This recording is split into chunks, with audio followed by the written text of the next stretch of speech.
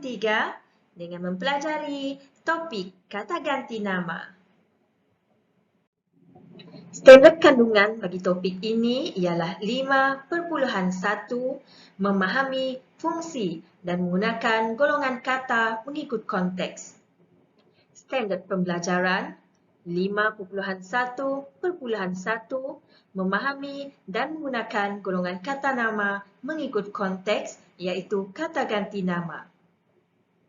Rujukan pada kali ini ialah buku teks Bahasa Melayu tahun 3 jilid 1 muka surat 11. Sama-sama kita pelajari. Murid-murid, kata ganti nama ialah kata yang menggantikan kata nama.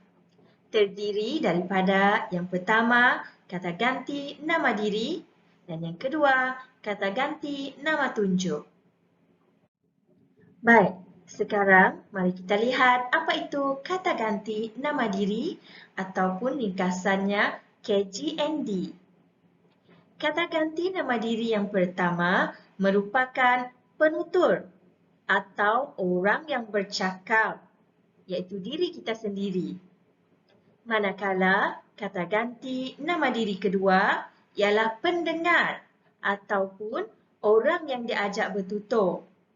Kawan kita atau sesiapa sahaja yang bertutur sekali dengan kita, yang bercakap sekali dengan kita. Manakala kata ganti nama diri ketiga ialah pihak atau orang yang diceritakan halnya, iaitu orang lain yang kita ceritakan perihalnya. Murid-murid, inilah yang dikatakan sebagai kata ganti nama diri pertama, iaitu digunakan untuk menggantikan nama diri orang yang bertutur ataupun digelar sebagai penutur. Sebelum cikgu teruskan dengan contoh-contoh, ingin cikgu terangkan apakah itu tunggal dan juga jamak. Tunggal di sini membawa maksud seorang ataupun tidak lebih daripada seorang. Manakala jamak merujuk kepada ramai, iaitu lebih daripada seorang. Baiklah, kita teruskan dengan contoh-contoh kata ganti nama diri pertama. Yang pertama, aku. Aku digunakan apabila bercakap dengan kawan biasa atau dengan Tuhan, iaitu Allah Subhanahu Wa Taala. Manakala saya digunakan apabila bercakap dengan seseorang yang baru dikenali atau dalam suasana rasmi. Hamba pula digunakan untuk membahasakan diri sendiri pada zaman dahulu. Demikian juga patik. Patik digunakan oleh rakyat apabila bercakap dengan raja atau sultan. Beta pula merupakan kata ganti nama diri pertama yang digunakan oleh raja atau sultan apabila bertitah kepada rakyat. Kami pula merujuk kepada jamak. Itu kata ganti nama diri pertama jamak yang digunakan pada diri orang yang berkata, iaitu diri kita sendiri, serta teman apabila bercakap dengan orang yang kedua. Merujuk kepada lebih daripada seorang. Yang terakhir ialah kita. Kita juga merupakan kata ganti nama diri jamak yang digunakan pada diri sendiri dengan menyertakan diri orang kedua. Maksudnya apabila kita bercakap menggunakan kita, ia termasuk sekali dengan orang yang ada di sekeliling kita. Seterusnya, mari kita lihat kata ganti nama diri kedua, iaitu digunakan untuk menggantikan nama diri orang yang diajak bertutur. Sebagai contoh, anda. Anda digunakan untuk diri orang kedua apabila berhadapan dengan kita.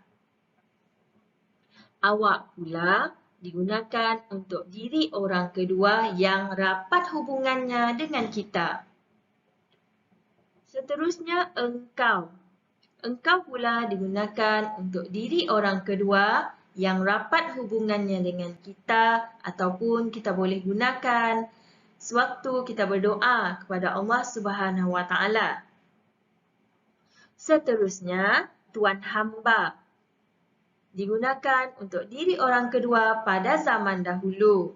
Jika kita ganti diri pertama digunakan hamba, mesti diikuti tuan hamba sebagai kata ganti diri kedua. Tuanku pula digunakan apabila bercakap dengan raja atau sultan. Kalian digunakan untuk beberapa orang yang diajak bercakap.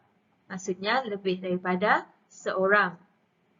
Dan kamu digunakan untuk diri orang kedua yang rapat hubungannya dengan kita. Baiklah, kata ganti nama diri ketiga pula kita gunakan untuk menggantikan nama diri orang yang diceritakan halnya. Sebagai contoh, baginda. Kita gunakan untuk putra dan puteri raja, raja atau sultan. Beliau pula kita gunakan untuk orang yang kita hormati, misalnya ibu, bapa, guru dan pemimpin. Dia dan ia pula digunakan untuk orang yang umum, seperti orang biasa dan rakan. Mereka pula merupakan kata ganti nama diri jamak, iaitu merujuk kepada orang yang bilangannya lebih daripada seorang. Seterusnya, kita beralih kepada kata ganti nama tunjuk. Kata ganti nama tunjuk terbahagi kepada dua. Yang pertama, kata ganti nama tunjuk umum yang merujuk kepada benda, orang atau binatang. Sebagai contoh, ini dan itu. Manakala kata ganti nama tunjuk tempat merujuk kepada tempat. Sebagai contoh, sini, situ dan sana. Berikut merupakan kata ganti nama tunjuk tempat. Sebagai contoh, sini. Kata ganti nama tunjuk tempat sini kita gunakan untuk tempat yang paling hampir ataupun dekat dengan orang yang bercakap, iaitu penutur. Manakala situ digunakan untuk tempat yang agak jauh tetapi tidaklah sejauh sana. Dan sana merujuk ataupun digunakan untuk tempat yang dianggap jauh. Maksudnya antara situ dan sana, sana merupakan tempat yang paling jauh berbanding situ. Dan sini pula paling hampir dengan kita sewaktu kita bercakap.